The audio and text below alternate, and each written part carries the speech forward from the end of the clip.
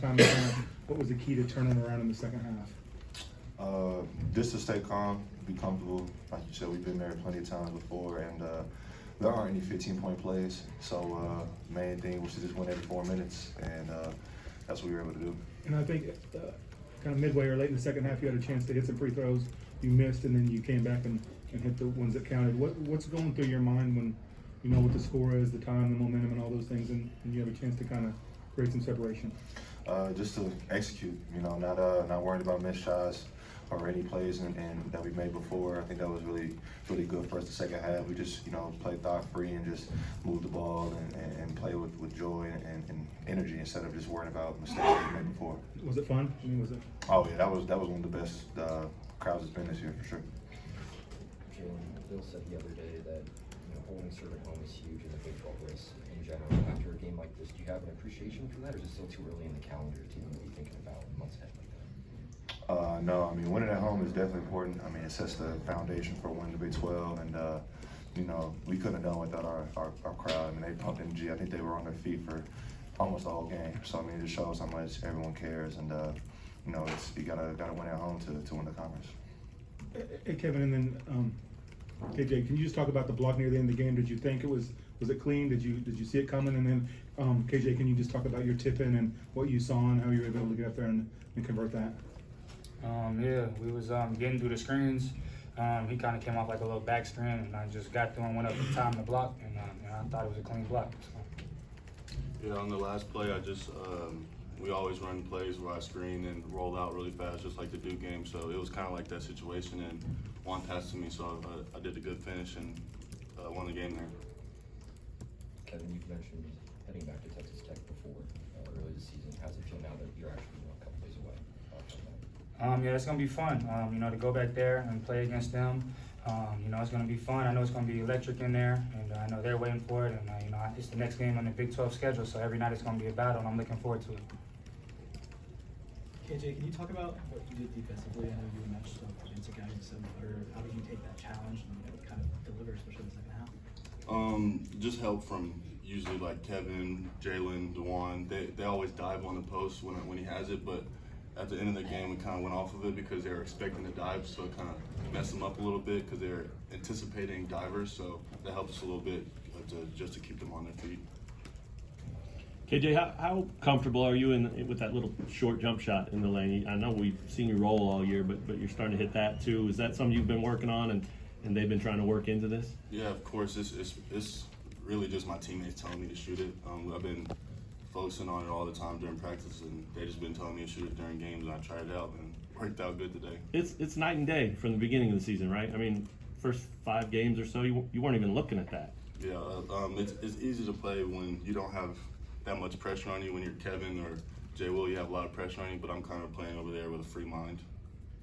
And Jalen, I wonder, the energy was so different for you guys in the second half, right out of the gate. Somebody sparked that. I know you had the halftime to talk about it, but I'm thinking about national championship game, and everybody said Juan kind of sparked that. Was there someone that did that tonight? I think it was just kind of like a group effort this time. I think we all realized that, they got out to a hot start. I think they made like 10 threes in the first half, so they could have went, like Coach said, could have went to 20 real quick or get it down to 10. And luckily, it was on our side. And I think we all just came together, checked out the first half, and understand that we're at home. And 15 points may seem like a lot, but in a span of 20 minutes, it's not a lot.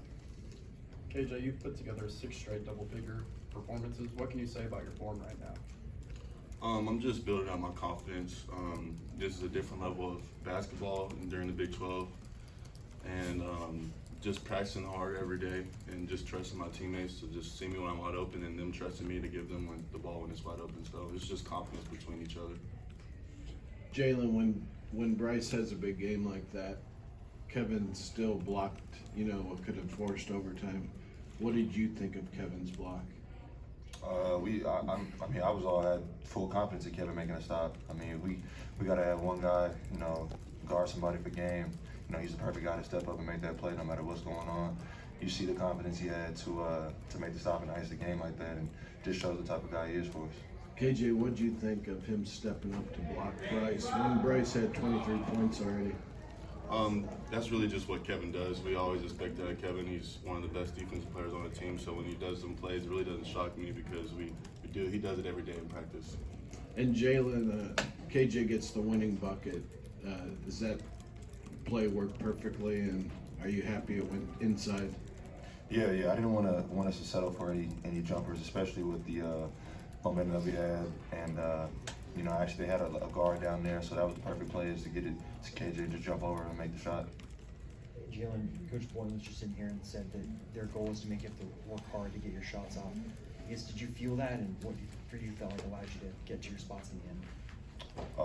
I mean, it was hard. I mean, it's always hard when we're in the conference, but you know, I never worry about that because I have so many other teammates that can do other things, and you know, if that's the way they want to play, then we got other guys that can make shots, make different plays, and we all help each other get open. You know, that was one thing we need to work on is getting Grady more open looks. But you know, as a team, that's what we do is just find each other and you know, make a play for somebody else. It's only been a couple of weeks, but you guys went back to Columbia, where DeJuan's from. Now you're going back to Tech for Jalen and KJ. Kevin said that night, you know, hey, we had Juan's back just like I know my guys will when we go back. What do you want to do for him in that game? Does it register? Is that part of the preparation? Do you even factor that in? I mean, it's gonna be a high atmosphere type of game, but you know, the main thing going back to, you know, like Columbia or Tech like that is just to let our teammates know that we got their back and that they're not alone. You know, they don't have to win this game on their own. It's not on them to win or lose, but it's on us. And you know, just to make it about us versus them and not Kevin versus Tech, and that's the biggest thing we were doing. Yeah, I obviously feel like it's going to be a different type game for Kevin since he was there last year. But I think Kevin does a good job of focusing on just the present and just what our team wants. So he never gets outside of himself. So I think it's going to be a fun atmosphere. But I'm ready to play them. Kevin, sorry. Go ahead. What do you expect? I mean, you were there last year. You know what that place can be like. What do you expect? I just expect another Big 12 game, really. Another Big 12 road game. Go in there and compete and get a W. Obviously, like, you played good defense on Thompson before you hit that last three, but you had like 13 seconds left. Did you plan out of the timeout to just not call a timeout because you had one left? Like, if they hit a three, were you just going to play it out, or were you going to come up to the court and call a timeout?